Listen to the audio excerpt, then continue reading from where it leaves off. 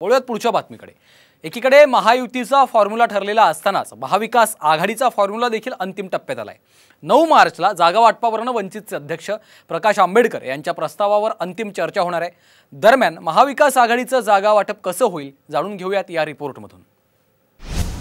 महाविकास आघाडीचं जागा वाटप अंतिम टप्प्यात। 39 जागांचं ठरलं। 9 मार्चला 9 जागांचा तिढा सुटणार।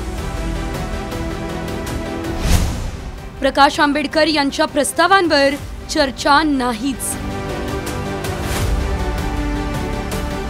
लोकसभा निवडणुकीसाठी महाविकास आघाडीचा जागा वाटपाचा तिढा मार्गी लागताना दिसतोय। महाविकास आघाडीच्या जागा वाटपाच्या बैठकीला उद्धव ठाकरे, शरद पवार, बाळासाहेब थोरात, संजय राऊत आणि प्रकाश आंबेडकर हे प्रमुख नेते उपस्थित राहिले। या बैठकीनंतर संजय राऊत यांनी जागा वाटपाबाबत सकारात्मक चर्चा झाली असल्याचं सांगितलं।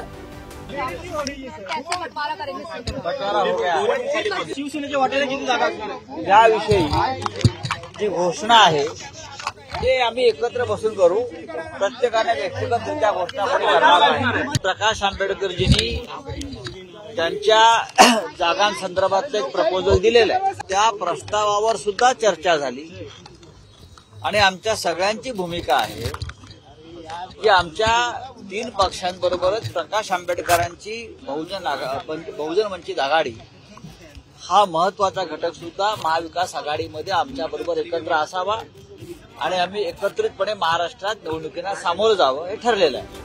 आतापर्यंत जवळपास 39 जागांवरती एकमत झालंय, तर उरलेल्या 9 जागांसाठी 9 मार्चला महाविकास आघाडीची अंतिम चर्चा होणार आहे।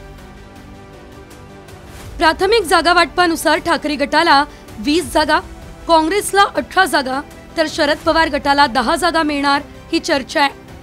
प्रकाश आंबेडकर यांची 3 तास महाविकास आघाडीच्या नेत्यांसोबत चर्चा झाली। बैठकीत प्रकाश आंबेडकर यांनी महाविकास आघाडीकडे लोकसभेच्या 5 जागांची मागणी केली। रामटेक, दिंडोरी, सोलापूर, अमरावती, अकोला या जागांचा यामध्ये समावेश आहे।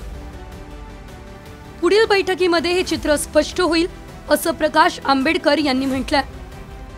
मी असलं अजून त्याच्यामध्ये काहीही हे नाहीये। नेक्स्ट मीटिंग मध्ये सगळ्या गोष्टी ठरतील असं। महाविकास आघाड़ी का कौन सी जगह कौन सी पार्टी लड़ेगी, प्रकाश आंबेडकर जी को पार्टी को कितनी सीटें मिलेगी और वहाँ पे उम्मीदवार कौन होगा, ये हमारी जो समन्वय समिति वो तय करेगी।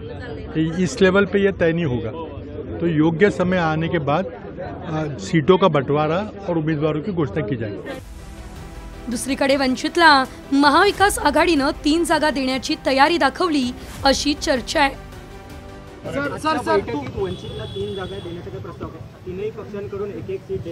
असा अजिबात कुठे प्रस्ताव दिलेला नाही। आम्ही त्यांना सांगितलं की तुम्ही सांगा। आम्ही सांगितलं त्यांना तुम्ही बोट ठेवा, ती जागा तुम्हाला, तुम्ही बोट ठेवा। दिलेला नाही सर। उसके बाद क्या हुआ सर? आपने जब बोला उंगली रखी है हम देंगे, उसके बाद क्या हुआ? तो उसके बाद वो बोले कि ठीक है मैं प्रस्ताव भेज दूंगा। गेल्या काही दिवसांपासून नाराज असलेले प्रकाश आंबेडकर महाविकास आघाडीच्या बैठकीला आले, त्यामुळे महाविकास आघाडीमधील तणाव कमी झाला।